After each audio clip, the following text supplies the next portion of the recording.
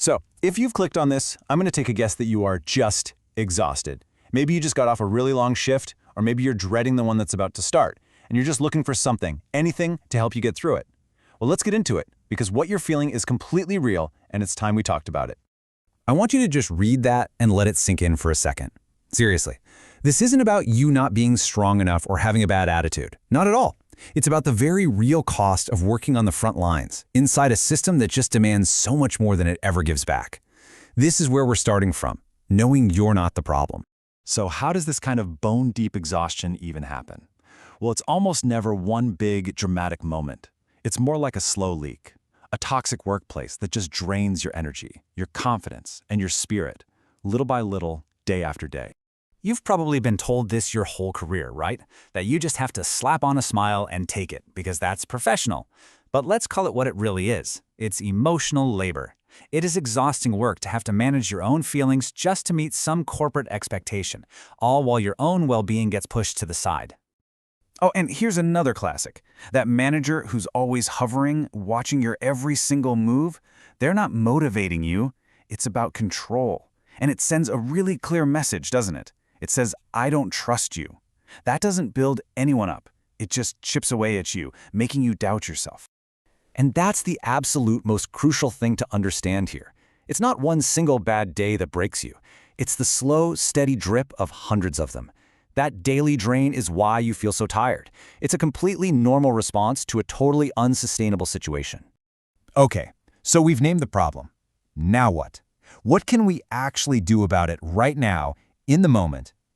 In this section, we're going to start building your mental toolkit. Now, these aren't going to fix the system, but they will help you survive it with yourself still intact. The first, and maybe the most important tool in that kit, is something called mental armor. This isn't about becoming a robot or being cold to people. It's about creating a very conscious, very protective barrier between who you are as a person and what you do for a job. The role you play at work does not define your worth. And this right here is the heart of mental armor. This is your internal mantra.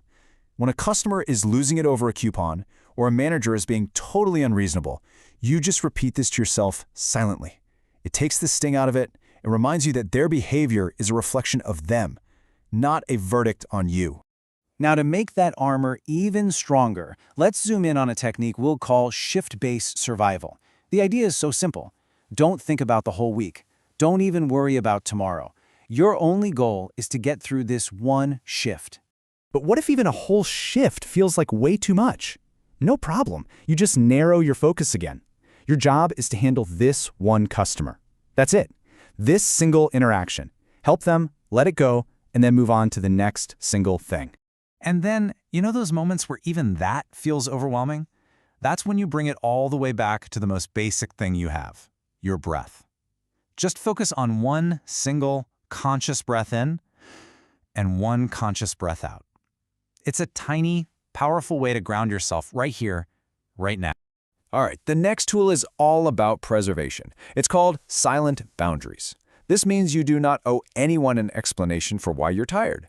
You don't have to get sucked into a coworker's complaining, and you don't have to absorb your manager's bad mood. You can just choose not to let it in.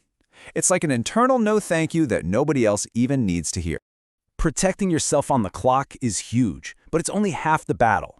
What you do the second you clock out is just as critical. This is all about building a firewall, a hard stop that keeps the stress from work from spilling over and ruining your personal life.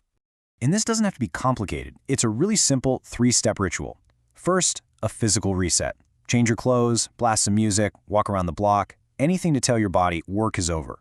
Second, the mental firewall. You have to make a rule. You are not allowed to replay that negative interaction over and over in your head. And third, a conscious disconnect. Immediately do something, anything, that has nothing to do with work. This isn't a luxury, it's a non-negotiable part of reclaiming your time. So all these tools, they can absolutely help you survive. But let's be honest, survival shouldn't be the long-term goal. Sometimes the strongest, the healthiest, the most courageous thing you can possibly do is start planning your exit. We really need to push back against this idea that we're all fed, that sticking it out in a miserable job is some kind of badge of honor, that it shows resilience and character. But is it? Is that always true?